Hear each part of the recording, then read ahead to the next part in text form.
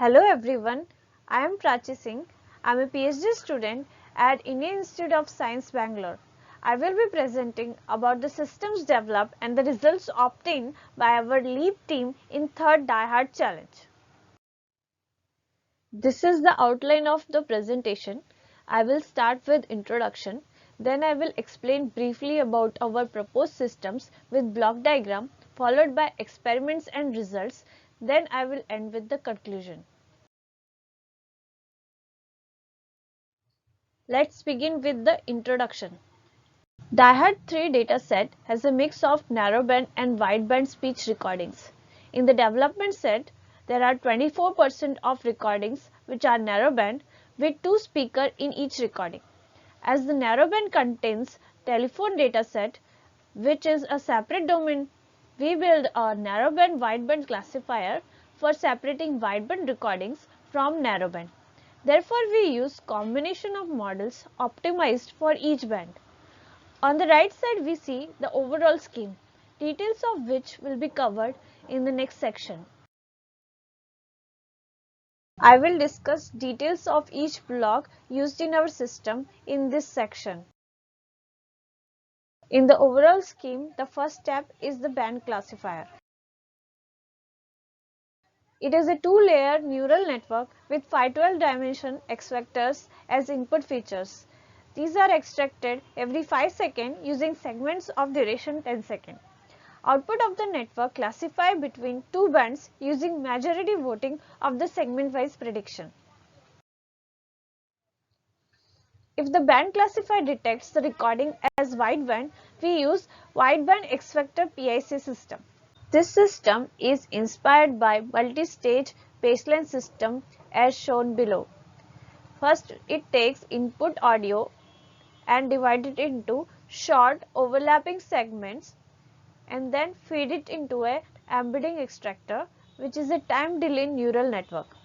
Output of this extractor generates features which are also called as X vectors. These are used to compute PLDA score metrics, which are used to perform clusterings. The output of the clustering generate a speaker label for each of the audio regions called as the diarization output.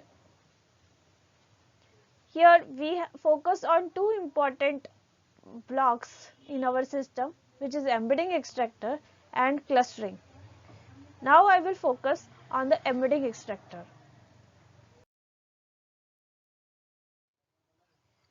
In our experiments, we used two popular architecture.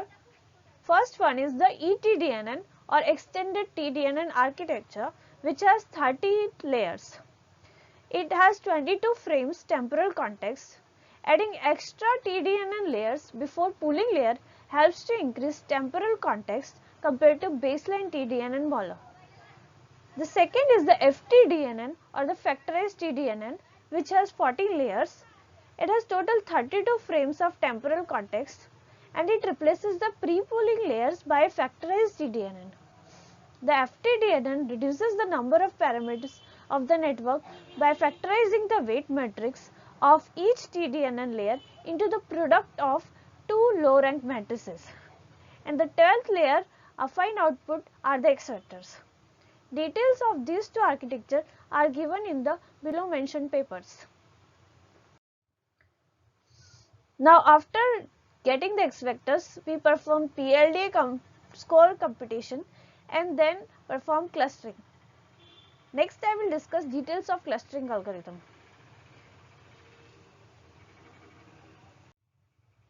We use path integral clustering or PIC. It is a graph structural based agglomerative clustering algorithm where graph encodes the structure of the embedding space.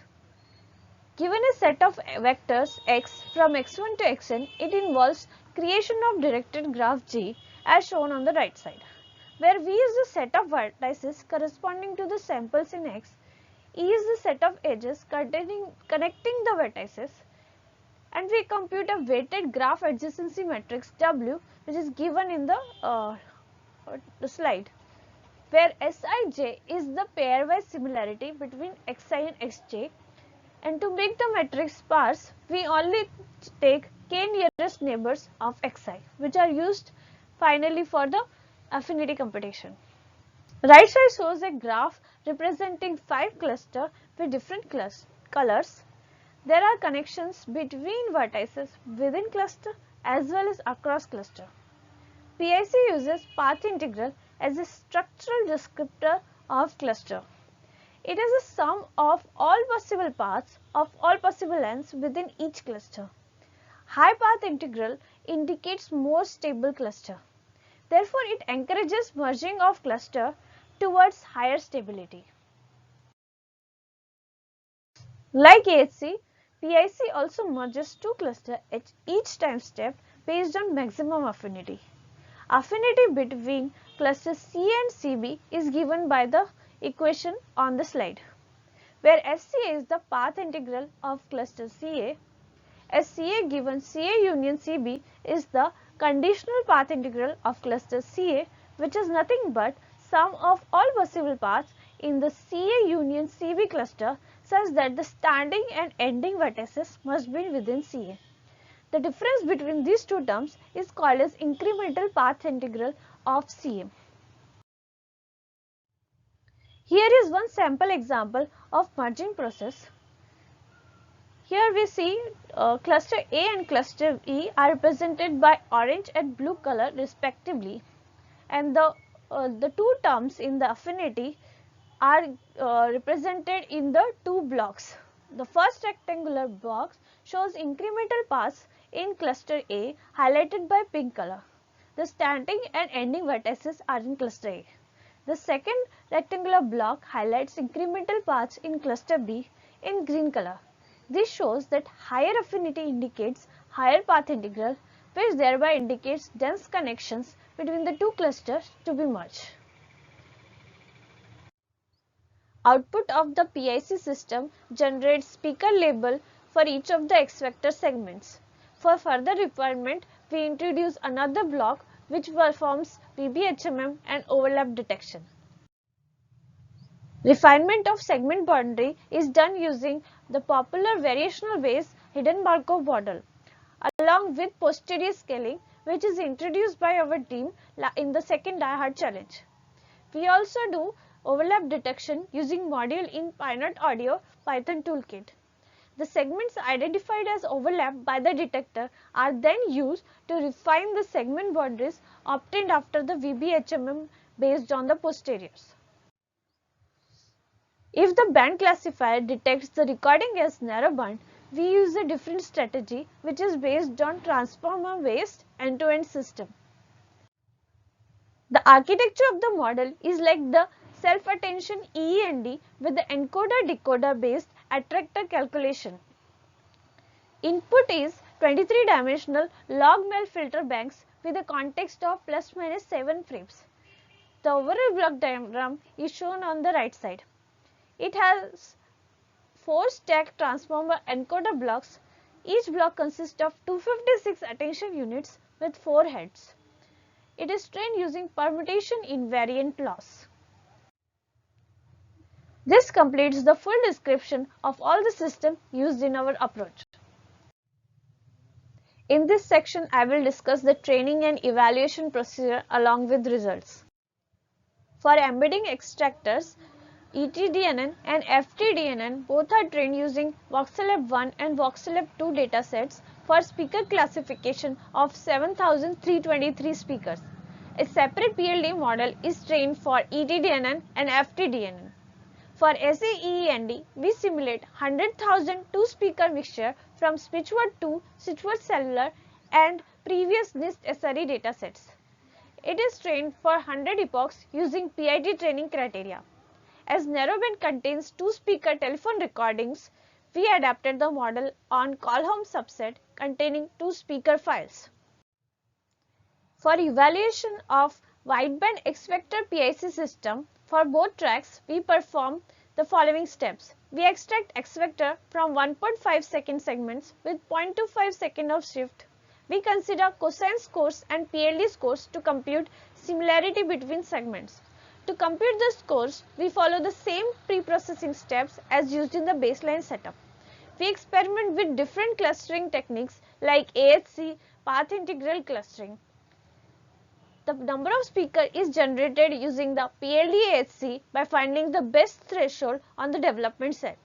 For track 2, we use the pre-trained SAD model from baseline setup to generate the speech segments. For evaluation of narrowband end-to-end system, we downsample audio to 8 kHz and pass it to model to generate frame-wise posterior. We subsample the frame level features by different factors to avoid abrupt speaker change and reduce memory competition. And we predict at least one speaker based on maximum posterior probability and then apply threshold on posterior to detect presence of more than one speaker. Finally, we remove the silence frames using the ground truth SAD for track 1 and pre-trained SAD for track 2. These are the results for the track 1 development set of the diehard. First table is the wideband ETDN system configuration. The first row is the PLD plus AHC approach, which gives a DER of 20%, and when we apply PIC instead of AHC along with PLDA, we get 1% absolute improvement. We also tried cosine plus PIC, which also gives slight improvement over the PLD plus AHC approach. Next row shows the baseline with PB results, which is 19.95, and when we apply our approach, which is PLDA plus PIC, along with the VB overlap, we get a significant 3% improvement over the baseline. The second table shows the narrowband system configuration.